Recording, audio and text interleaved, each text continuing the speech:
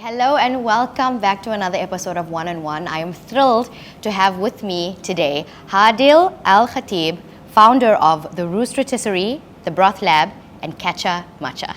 Hadil. Hi. What a pleasure. I'm so glad we're finally doing this. I know. It's been a while as well. Very, very long while. It's always good to see you. Same. Likewise. I think I want to start this interview by asking you about your roots, because I want to get to know a little bit about who you were so I can understand how you are right now. So if we can talk a little bit about your roots, tell me where you're from, where did you grow up, what kind of influences did you have? So I'm originally from Jerusalem, and my family name is AlKhatib, so a lot of people would understand that AlKhatib are from central Jerusalem. And I never got to see Jerusalem. My father and his siblings, my uncles, were born in Jerusalem, but at around 1946, when the invasion happened, they were in primary school. So my great-grandfather, Hamdan at the time, he was between Petra, Jordan, and Palestine, Jerusalem, because of trade. Remember, the Levant region was all open. Right. There weren't these boundaries we see today. Sure. So there were free trade. You know, they would go from Syria to Lebanon to Damascus to Iraq. It was all an open sort of haven for them to just trade, to bond, to connect. This is how business was back in the days. What a beautiful picture. It was. And it was so funny because you didn't even need your passport to go around. Nice. Right? And in terms of food, growing up, because I know it's a big part of our lives, right? So tell me a little bit about your relationship with food. You know, when we opened the Roost Rotisserie, it's obviously an international cuisine. Roasts are in every culture. Sure. And especially rotisserie, you know, there's a different twist to every rotisserie, but we wanted to keep the flavors very classical to suit every palate. But the one thing I ensured that at the time Chef Gareth would keep at the menu was the msakhan rolls. Okay. Which is hand-pulled rotisserie chicken with sumac, pine nuts, and Palestinian olive oil wrapped in Saj Arabic bread. And the reason why, and he didn't understand at the time, and he was like, yeah, but I thought you wanted to keep it universal. And I was like, this is one thing. This Palestinian dish has to be in the menu regardless. We're not removing it. So, and that was something that I thought not only did I owe it to the culture, but also I wanted everyone to taste a piece of Palestine. Because really, the elements are there, and I have easy access to get the olive oil and the sumac at the time. Saj breads, you know, the Lebanese here, the Syrian, everybody they eats provide. But if you put good hand-pulled rotisserie chicken that is 3 hours cooked, that melts off the bone, and wrap it in, you've got it. It's perfect. Of course, the msakhan is a big dish. Yes. Where the bread has to be open up, and then you have to really get messy. And share it. And that's the whole idea. But we wanted to keep it rolls and easy, and because we understand as well that people have to go back to the office. Unfortunately. Or, you know, they can't indulge in and take a nap. Yeah, exactly. So, but we wanted to keep it in the menu for that very reason. I felt like there was a part of me that still wants to talk about food and cultures, particularly Palestinian food. And that was the easiest way for me to apply it. Before we get into all of the fantastic insights of the Roost Rotisserie, the Broth Lab, Kacha Matcha, I want to talk a little bit about how we shifted into this industry. Because from what I know, you had a very successful HR career. And now you have a successful wellness-focused F&B career. So let's talk about how we got here. Oh, wow. So what was it, 13, 14 years ago? I was in a very comfortable position, highly paid job in the HR. I was leading the HR division in the energy sector in Abu Dhabi for 13 years then. And it has been now 14 years, which is crazy, or 13 years. Like I said, I was very comfortable. I was very happy, and I was really good at my job. Makes it harder when you leave something you're really good at. Yeah. And I loved it. I loved it so much that even when I got married and moved to Dubai, I would commute every single day back to Abu Dhabi, back to the capital, because I really loved what I was doing. And it was really what I thought I would be doing for the rest of my life. My master's is in HRM. I have my psychometrics assessment testing also from Cambridge University on campus. So I was really going in what I thought would be a long-lived career for me. What happens is that when you're so comfortable, you look at your life in a box, sort of a way. You know, you're in this box, you're comfortable, and you're less resilient. You know, so anything that comes your way, and in my case, I got sick. Okay. I got diagnosed with an undiagnosed disease. An undiagnosed disease means they weren't able to find out what was wrong with me. All my conventional way of testing, like the complete blood work, all the different hormonal spectrum, all the MRIs and scans that they would do to understand what was going through in my body, came back positive, all good. Book perfect, they would tell me. How much I hated that word so much, book perfect. What does book perfect even mean? Like, this is what they teach us in medical school when we want to show the perfect healthy body, how the numbers are supposed to look. I was like, but I'm not healthy. I'm not well. I cannot concentrate. Like I said, I'm career driven. I was progressing really well in my career. In my 20s, I was sitting in a room full of 60 and 65 years old advisors, you know, sharing what I think the company should be doing strategically. So I'm someone who's very driven, someone who I would like to call myself very sharp as well. And now suddenly I can't get out of bed after 9 hours of sleep, can't focus, I have this brain fog, I'm depressed, I'm sick of being sick. And they were like, maybe you're just doing it for attention, or maybe there's something mentally that we need to solve. And of course, that's the easy quick fix or diagnosis when they don't know what's going on with you. And again, I'm not trying to diss doctors. I'm not trying to. Of course. We doctors save lives. But they weren't able to figure out what was wrong with me. And I don't know why I expected humans to understand, you know, everything. You know, they're human at the end of the day. So I did what anyone should really do. I took matters in my own hand. I was determined in getting better, even if on my own. I enrolled myself in the Institute of Integrative Nutrition.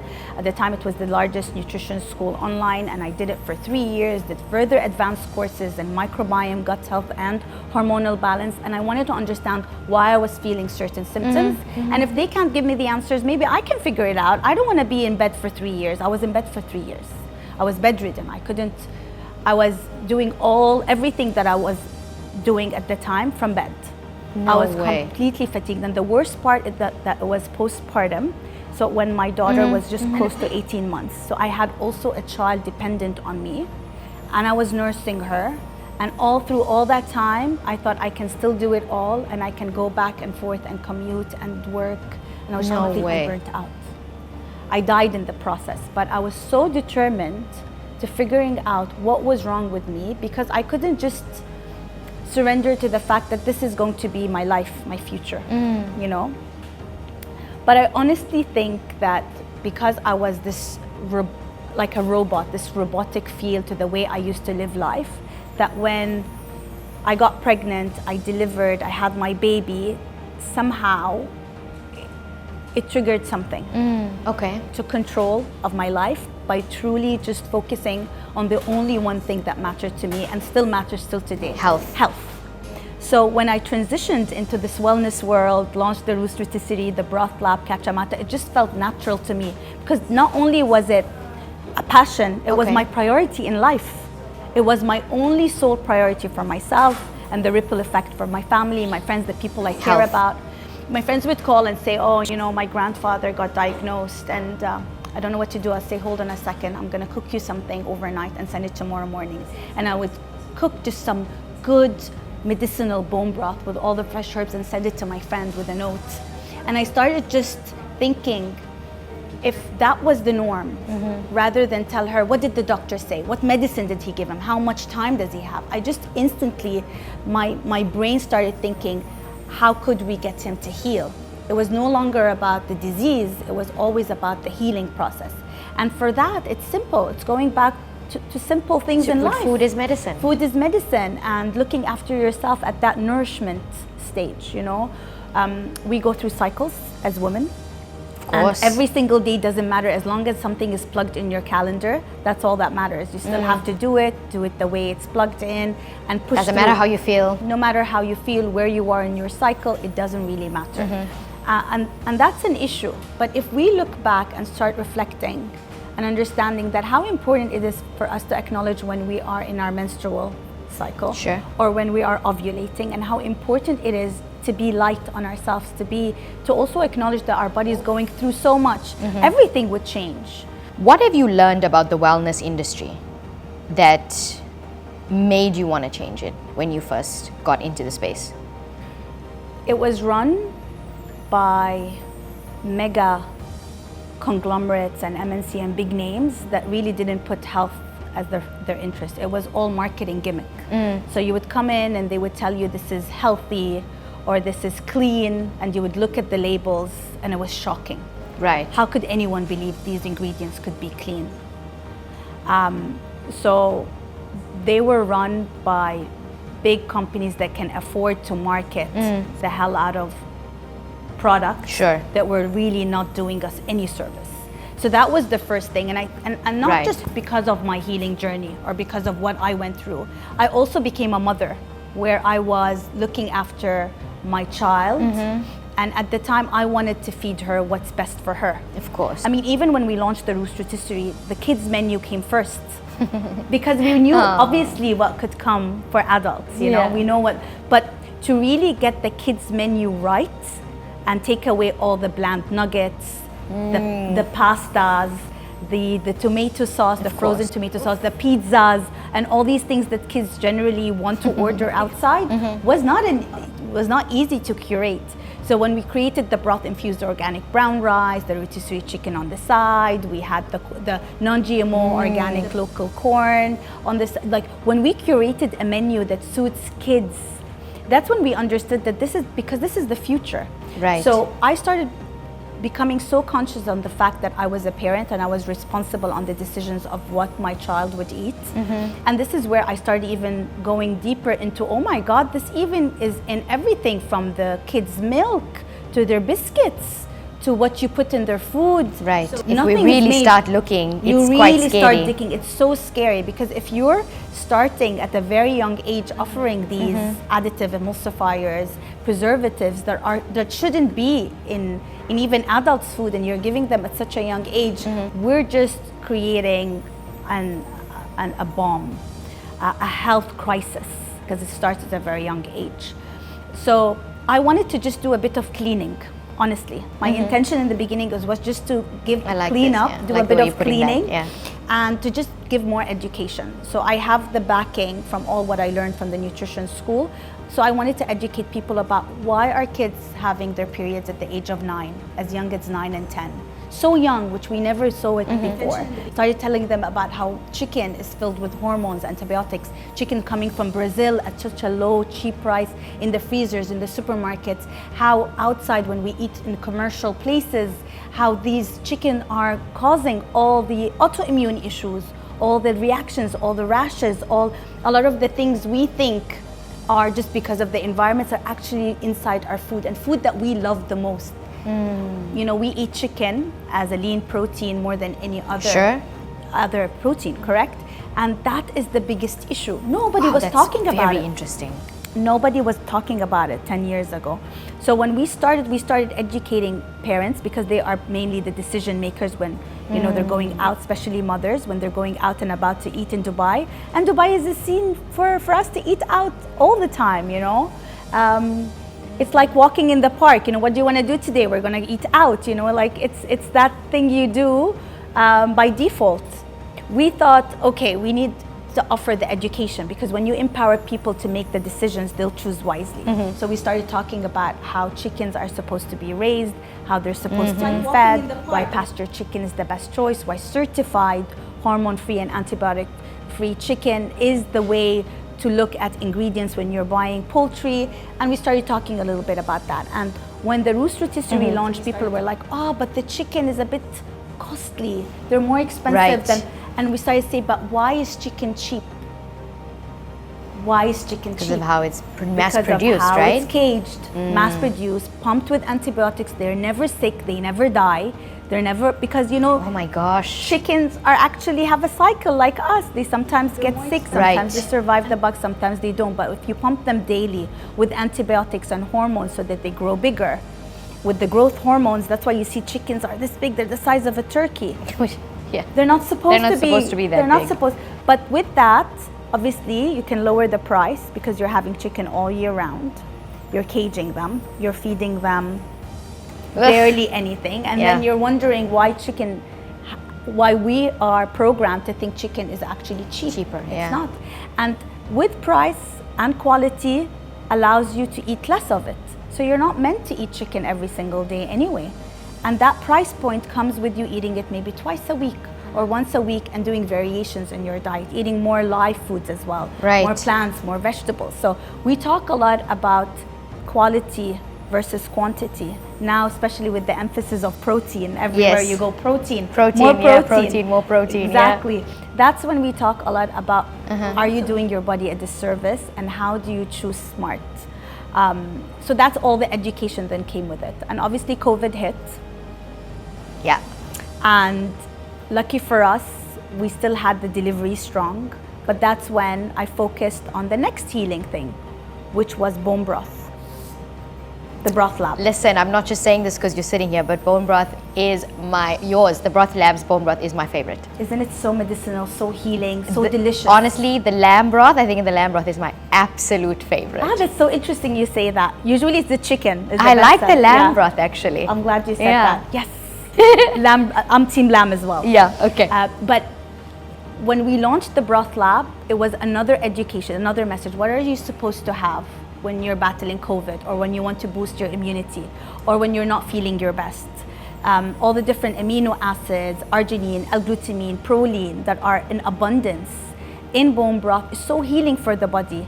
And it boosts your immunity at a time when the whole world just shut down because of COVID. So it made perfect sense for me to focus on the Broth Lab. And when I launched it, I had no expectation but people coming back with, how do I cook it? Where do I get it? How do I use it? Why is it important? And suddenly the sales were booming. The supermarkets started calling me saying we want it in the supermarket shelves. Carrefour, Kipsons, Street Trumps, everybody started saying they're demanding it. They're demanding the Broth Lab. And usually you chase, as an SME, Of course. you chase the supermarkets if they would allow you to stock it, your exactly. product. As a local SME homegrown concept, this was huge for us because it was people now demanding that they don't want to see the artificial cubes. They don't want to see the watered down Yes, stock. yes. They want to see real 15-hour simmered bone broth on the supermarket shelves. And that meant so much to us. And why? Because we empowered them with knowledge. You can't take back the power of knowing anymore. Yes. Once you know, You know. it's impossible to close your eyes and say, it doesn't matter, I'll put a cube into my Nope. soup. You can't. You There's can't no unsee going what back. you've seen, You can't yeah. unsee what you've seen. And that's when we were like, that mission of us empowering and educating communities, is that what matters the most. So we launched the Broth Lab and it was a big success. Where do you currently have the Broth Lab stocked besides, of course, your own entities? So besides the website and the e-commerce and obviously the sister company, the Roost Rotisserie, we have it in multiple pharmacies and specialty clinics, if you like functional wellness, holistic wellness clinics, Kipsons, Street Trumps. We're also launching it very soon in other supermarkets. We're also in Carrefour, Ollie's, many other platforms online that they are there, and obviously Deliveroo. But why this happened in such a short time was because people now have the power and the knowledge to understand why this broth is medicinal and it's healing, and why it's a staple in their kitchen. It's no longer about just convenience where we're making 15 hours long simmered traditional broth available in 15 minutes at your doorstep, which is impossible if you think about it. Sourcing all the raw ingredients, simmering it, cleaning it, putting all the fresh herbs. It's a long, tedious process. But we've made it so convenient, and yes, convenience ticks that box, but it's how we do it and why we're doing it that really resonated with our community. I know that sourcing is a big part of your story. How do you ensure the transparency and quality when it comes to either the chicken from the Roost Rotisserie or the other ingredients in versus the Broth Lab? You know, when I studied my master's, I wanted a backed by researched university. I wanted something that's backed by science, and that's why I chose University of Manchester. When I chose the nutrition school I studied, I wanted something that's research-led, backed by science. I didn't want things that are maybe, hopefully helping. I wanted something that was done by, data, by controlled groups, by research-led analysis. And every step of the way, I really believe in data, in backed by science research results. So when I even chose the sourcing of when I launched the concept, I wanted things that are backed by documents, Sure. by research. And this is why the certifications for me are so important. Every single ingredients that we source, whether it's the grass-fed bone marrow for the bones or the chicken, the certified one, are backed by documentation saying this is certified, no hormones, no antibiotics, Sure. locally sourced from here. This is grass-fed. Sure. This is natural fed chicken. This is pasture. This is so important for me because any farm can claim that they're doing so and so. But what's the evidence? So everything needs to be backed by documentation and proof. I suppose you're also trying to build that trust with your community as well. And for myself. Yeah. And that's why I even launched Catcha Matcha after. I was a long time matcha lover. My friends would tease me all the time, are you like half Japanese? Why are you drinking this grass thing, beverage all the time? And that was like 9 years ago when I started on the matcha thing. Now it's a trend. And Now, everyone's oh my goodness. Everybody's sipping on matcha. But back then, like I said, people used to tease me like, this is so weird. Like, why are you drinking this green stuff, Hadil, I'm really starting to see you're a trendsetter. You've been on these trends a long time ago before Way they long. became Correct. popular.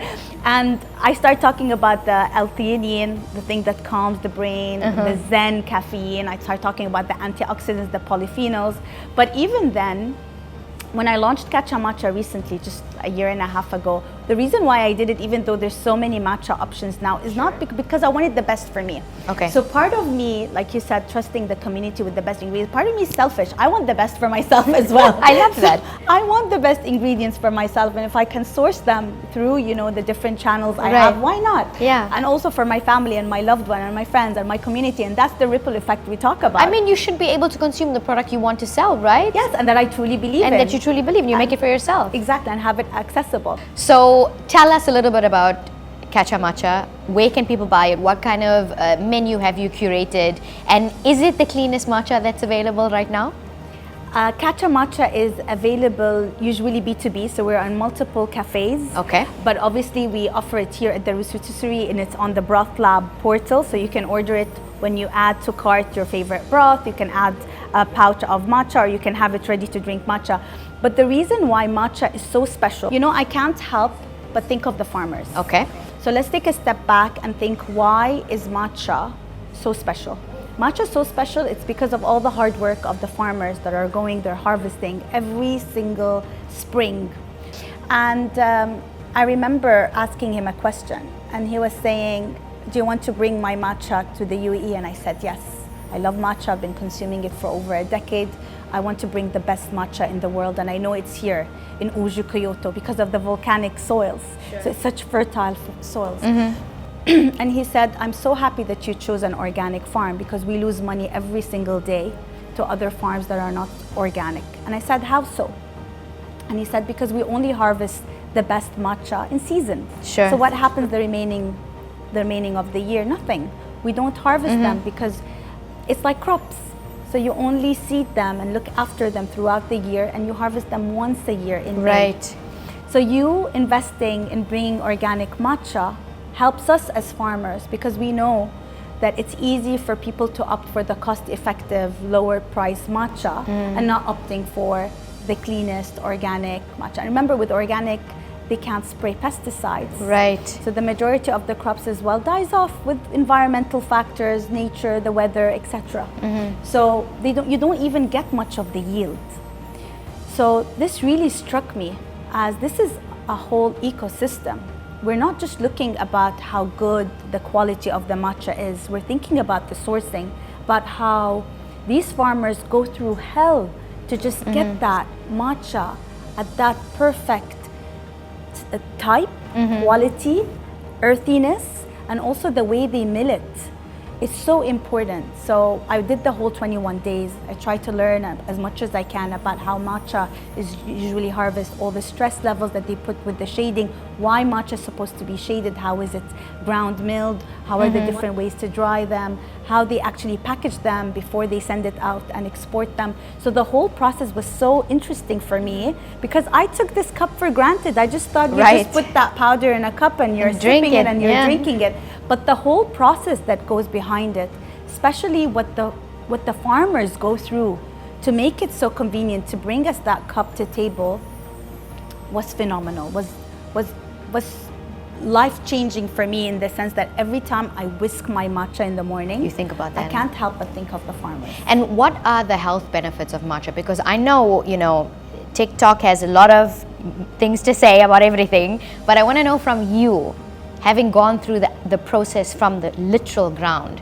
what are the benefits of matcha? What if I tell you, since we're talking women to women about the health of women generally, what if I told you the only thing that can stop breast cancer cells from growing, not starting, growing, is in matcha?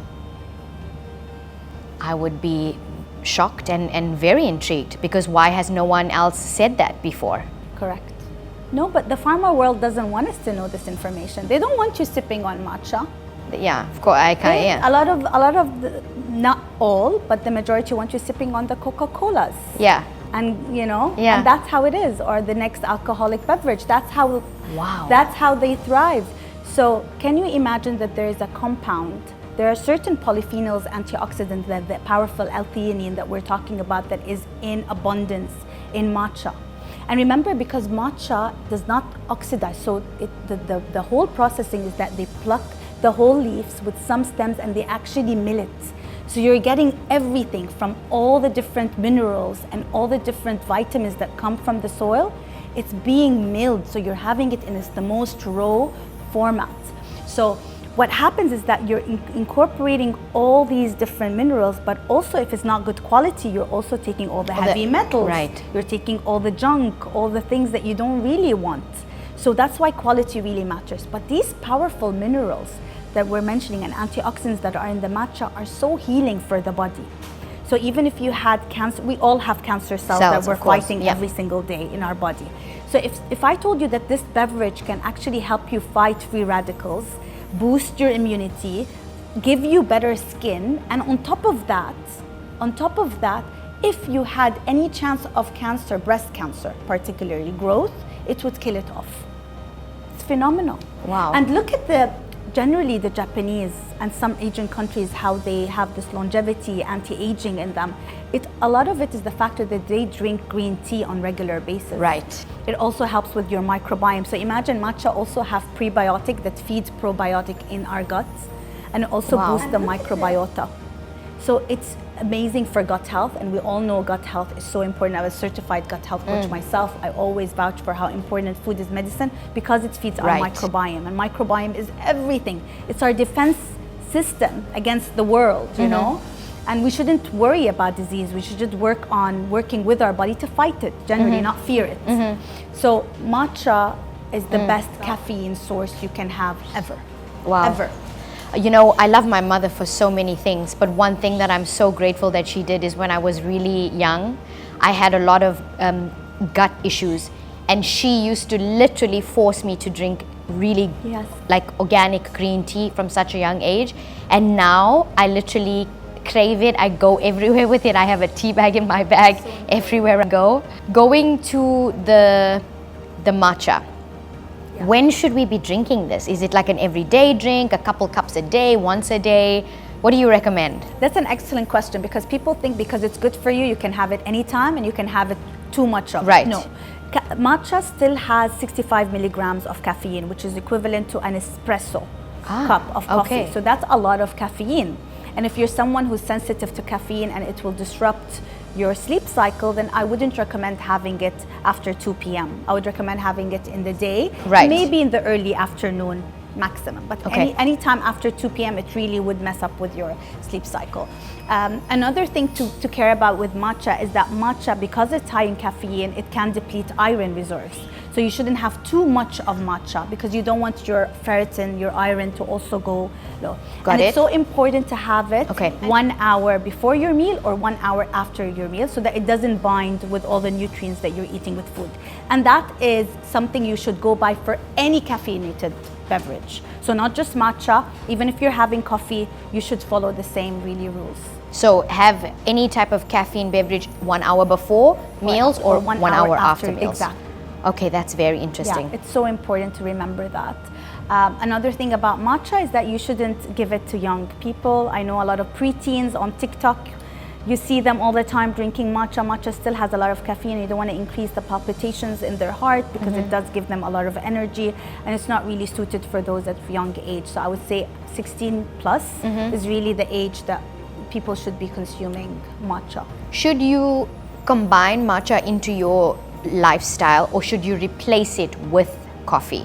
That's a good question because I know coffee is a mindset. I know a lot of people go like, no. Can't live without my coffee. You're not taking my coffee. That's the only little happiness I have waking up, doing what I do. And I get it. I get the aroma. I get the culture behind it. And you know, coffee in moderation is great. Okay. But we're seeing the trend where people go for their second, third, fourth, fifth cup of coffee. Yeah. And that's where it's no longer something you can just be okay with. So the next time you opt for your second cup of coffee, replace it with matcha. Okay. That's my advice. So if you Okay. can't let go of your morning coffee and Okay. replace that with matcha, that's all right. Okay. Just your second cup, make sure that it's matcha instead of coffee. Yeah. And if you're having a third or a fourth cup of coffee, then please replace it with water. Like, I'm not even gonna give you an advice there. just stop, you know? That's when you really draw the line. Understood. So tell me right this very moment, what is happening in the pipeline with either Broth Lab or Catcha Matcha specifically, because it's your new baby. Yes. What have you got happening in the pipeline with these products? What can we expect? Wow, we have had a lot of attention from investors and other platforms to expand. So this is really exciting because I always feel like I barely scratched the surface here in the UAE and that there's so much that has to be done in terms of awareness and education around food is medicine, medicinal food. So I was like, wow, certain investors are interested in bringing it to Saudi. We won the USA Select where we went to DC last year and they want to bring the matcha into the stores in different parts of the United States. We have also people interested in bringing it through the supermarket chains to Oman and different Levant countries in the Middle East. Fantastic. So this is all exciting and we're in the works on that. That's fantastic. I know that you are known for supporting women, SMMEs especially, and you have coaching and you've got playbooks. What are some of the common hurdles that you see women entrepreneurs facing? In fact, let me completely re-ask this question. Yeah. What are the most common mistakes that women are making in business that you are seeing? Especially with women, I feel women are so hard on themselves because we go through so much, either through the family cycle, either through the hormonal cycle we spoke about. So, and there's a lot of gaslighting. You know, when we're going through all what we're going through, nobody really sat with me the way you sat with me and said, how are you? Like, how are you really doing? Nobody really asked that question. Right. So mentally as well, we're always challenged. And I feel that really affects our belief in ourselves, but also our stamina. Right. And I see that with a lot of women. They have a great idea. The execution is there. The infrastructure is there. But Right. their belief system isn't. And they're flaky. They're up and down. They're not sure. They're not consistent. Right. Because we go through so much, which is understandable. But Right. a lot of the time, the decision making process are done by men. Right. And the peak of our careers are usually now, during our perimenopause, menopause stage, when we're also challenged by 1,000 other things and 1,000 What other age symptoms. is that, just for clarity? So perimenopause lasts for a decade, and think about it like puberty. You can't really tell when puberty hits, but you Right. know it's a phase. Okay. Let's say puberty is between the ages of 12 and let's say 17. And perimenopause can happen from any time from 35 years of age to let's say 50. Got it. Till when you hit menopause. Okay. So it's a decade to 2 decades of you living through different symptoms and your body going through different changes, and you're like, what changed? I still eat well, I still exercise, I'm not that old. Why do I feel these You feel things? it though. But you feel it, and it affects your performance, it affects your clarity, it affects, like we said, our stamina. So there are so many different cycles that we go through as women entrepreneurs as well. But I feel like if you surrender to these things and you don't dig deeper, because remember, I stepped back and I started looking deeper and I started focusing on what really matters. And I think it's so important for women to silence the noise and focus on what really matters, and to acknowledge that there are so many symptoms and issues that happen around that, but we just gotta go. And it's about the organic growth. It's not about fast tracking. A lot of the time women are like, yes, but you know, I've been in it for 5 years, Hadil, and it's so hard, and I don't know when it is. It's about the slow, organic growth. It's never about the destination. It's about the journey of how you're getting there. What has been the hardest thing about your entrepreneurship journey that you don't often get to really talk about? In the beginning, it was because it stemmed from something so personal. Sure. People assumed that because it was her journey, it was her personal journey, so it's one-sided sort of perspective. And even though, and it made me also question myself, is it because it was me? Of course. Was it because it was my journey? Maybe they're right. Sure. Maybe it was my whole perspective to life and food, and but then later on you see the ripple effect on everyone, and you're like, response. no, that's not me. Yeah. There are thousands and thousands of people who vouch for it and who were healed because of it and who understand that, or who, you know. And possibly going through the same thing that you're going through but had no real resources or support.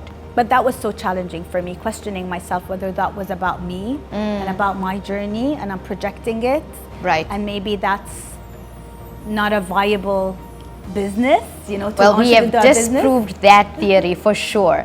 And what is the most rewarding aspect from coming out of a really corporate, you know, successful and rewarding but very corporate induced job to now being in this industry and this space? You know, in the energy sector, I was part of the bureau, which was the regulatory for monopoly. So obviously, you know, the energy sector is a monopoly mainly here. It's like the Etisalats, you know? Sure. So DIWA, or at the time in Abu Dhabi, it was Adwiya, it's a monopoly, you know? So you're regulating and ensuring that nobody is at disservice. So I came from that mentality where competition is healthy, right? So I came from that side where competition is healthy, and I came to the F&B world where you are my competition. Get out of here. And I was like, no, competition is actually healthy.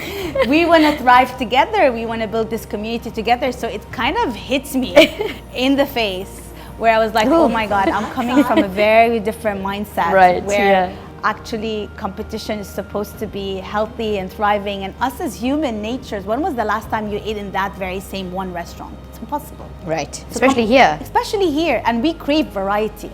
Us as humans, we actually crave variety, so we want to go out and about and try new things. So really, competition is, thinking of it, is silly in the F&B space.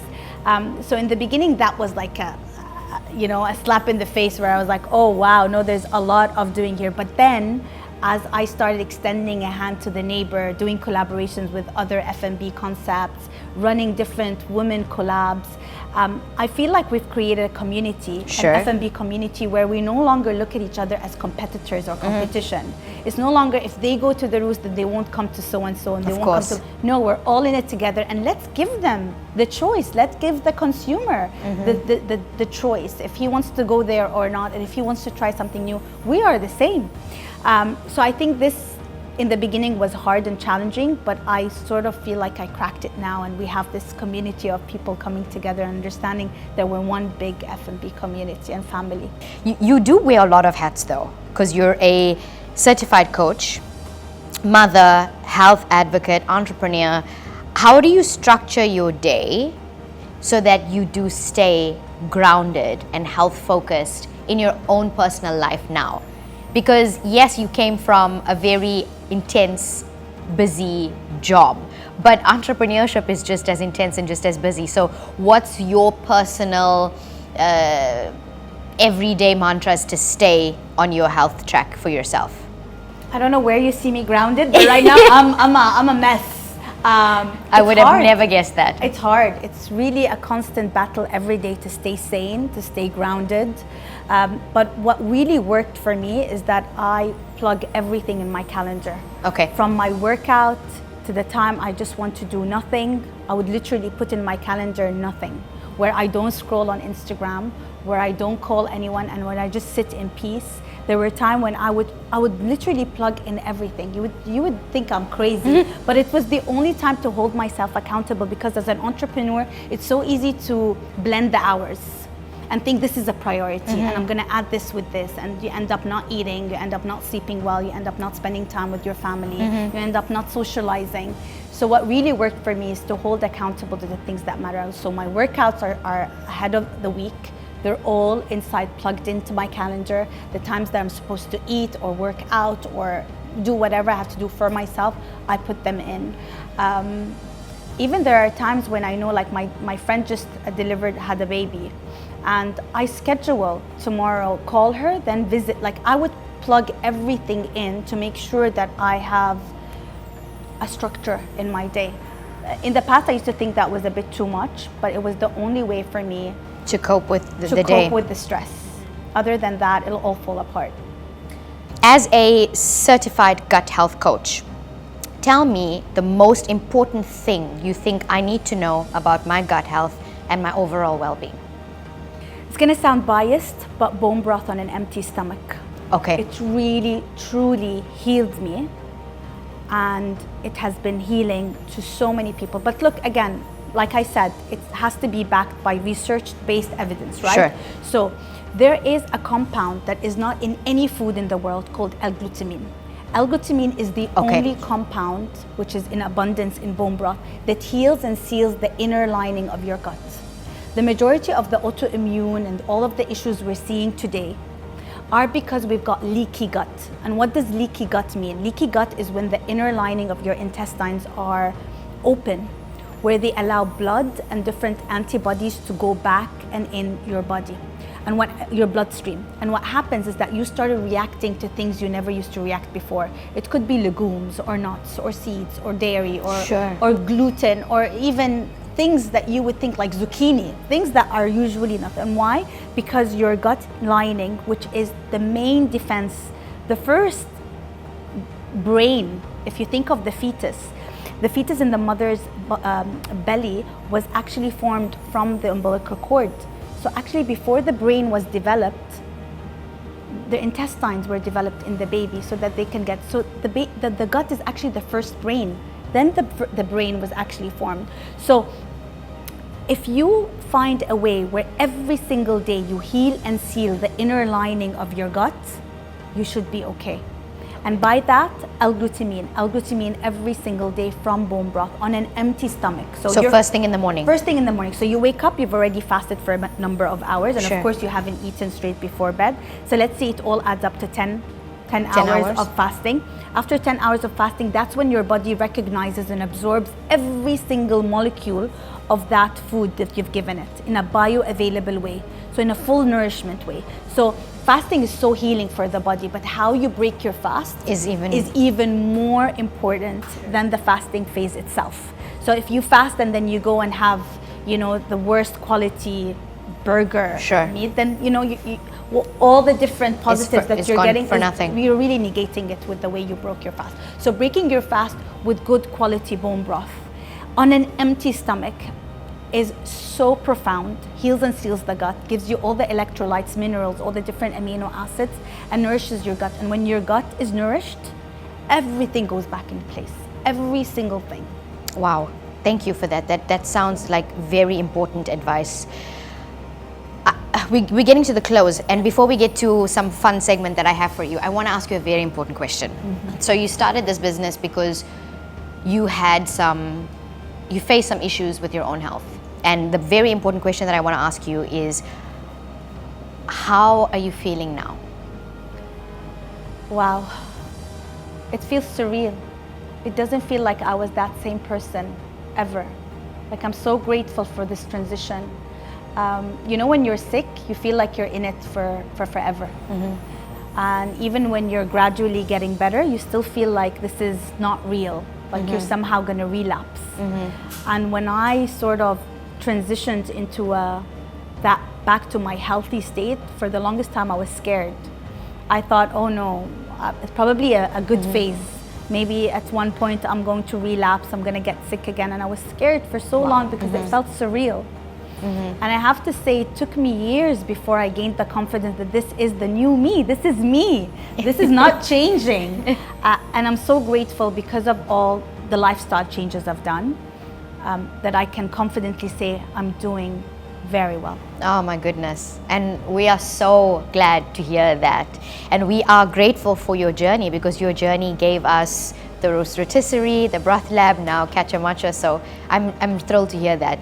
On the show, we do a lot of interviews with F&B in the industry, but this show is important because this is going to be an episode about food is medicine and how we can still have a fantastic F&B experience, but just giving our body something that is cleaner and better for our body. So enjoying the taste, enjoying the experience, but also just your body enjoying it too from a health point of view. Yes. Health Okay. is wealth. Health is wealth and food is medicine, right? Food is medicine. I've got a fun segment that I Okay. want to do for you now. Okay. So this is called This and That. All right. So I will ask you a couple of options and you choose what suits you best. Okay. You ready? Yes. Okay, let's do this. So, Yes. bone broth or matcha latte? Oh my God, this is hard. You didn't say it was going to be this hard. Okay. Bone broth. Okay. All right. Yoga session or morning jog? Morning jog. Okay. Beach retreat or mountain getaway? Mountain getaway. Nice. For Good sure. choice. Early bird or night owl? I go through phases.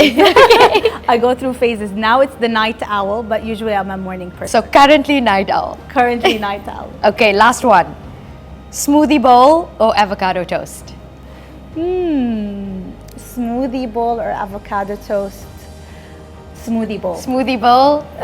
Hadil, it was such an absolute pleasure to have you Likewise. on the show. Thank you for sharing your knowledge with us and your experience with us. And we truly want to wish you all the best of luck. We're fans of your product and we can't wait to see what you do next. Thank you so much for having me. No, thank you. so much. It was such a pleasure. Thank you Thank very you. much. Thank you so much.